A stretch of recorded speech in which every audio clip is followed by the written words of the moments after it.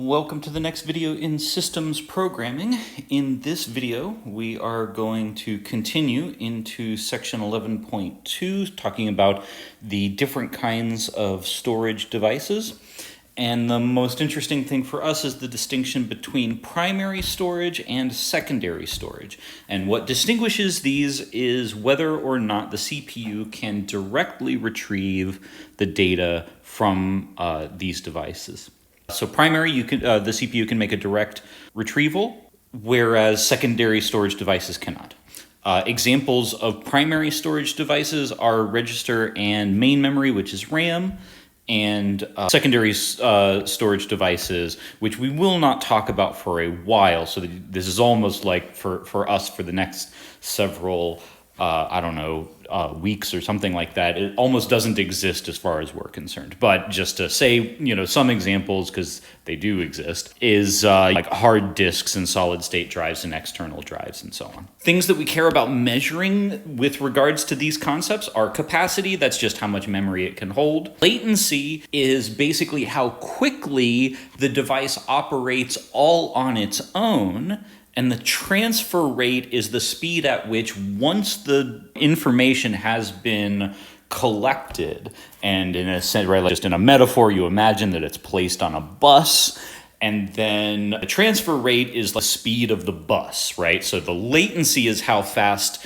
you can get everything loaded onto the bus, and the transfer rate is how fast the bus moves. So then there's a bunch of these other sorts of concepts that I don't know that we need to focus on too carefully. I'm probably going to skim most of this section because it's not the most important thing for our purposes. I do maybe want to talk with a little bit of detail about RAM, because RAM comes in two kinds, static RAM and dynamic RAM. SRAM and DRAM is organized, right? So SRAM is basically directly on the CPU. SRAM makes up registers and cache. And so the part of SRAM, I guess, which makes up the registers, there's very few of them. They're very expensive. They're very fast. The cache, there's more of it. It is also a type of SRAM. And I guess you can see here the description of what SRAM really is. It is just a collection of electrical circuits. It is very fast, integrated directly into the CPU, and builds the registers and caches. It is very expensive. But then there's DRAM, and DRAM is cheaper. You can, for a reasonable amount of cost, put DRAM in your computer and get a whole bunch more memory, but it is significantly slower. And DRAM physically is built out of capacitors rather than just direct small electrical circuits. And it is connected to the CPU via a high-speed interconnect called the memory bus. And so that is the thing that I have been referring to, right? I keep using the bus as a metaphor, and to a large degree, that's because everybody kind of uses the bus metaphor. It's a good metaphor. It's even built into the name that we call the connection between DRAM and the CPU, right, and SRAM. And so here's a nice diagram describing a lot of the stuff, right? So these are registers. Those are the parts of SRAM that we've been talking about and been working with. There's the CPU cache, right? Similarly, on the CPU, built out of SRAM. There's the ALU, which is basically a bunch of circuits that compute very fast. It's the arithmetic and logical unit or something like that. I might have the exact way of stating the meaning of ALU, but it's like A for arithmetic, L for logic, U for unit. I got at least that much in some way right. But so this thing is used to compute stuff that is given to it from these other locations. But then there is DRAM, which is over here. It stores a whole lot more, but it is slower. It is especially slow, in part because of the latency of getting the information from DRAM through a bus over to the cache.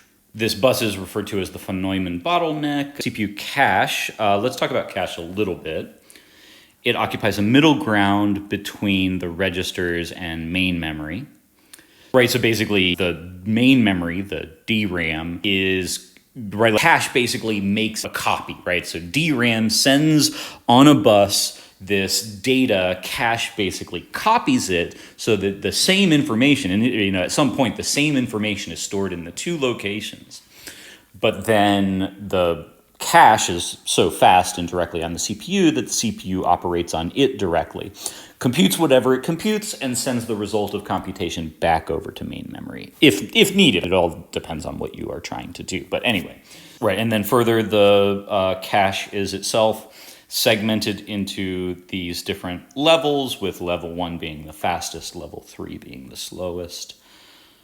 Then there's secondary storage, which we've kind of described already. It's not the most interesting thing for us. Really, all that matters here is just that it is yet farther away from the CPU and yet slower, and we will not be working with it for a long while, if at all. I'm not sure if we'll ever really care that much. Oh, and it's also not like the CPU cannot make a direct call to these storage devices.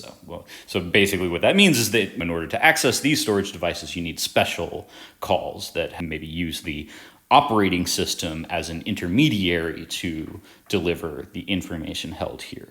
And so here's a bit of a conversation about I/O. I'm not sure really what we're supposed to get out of this. But so I guess that's probably all we need here. So we'll end it at that.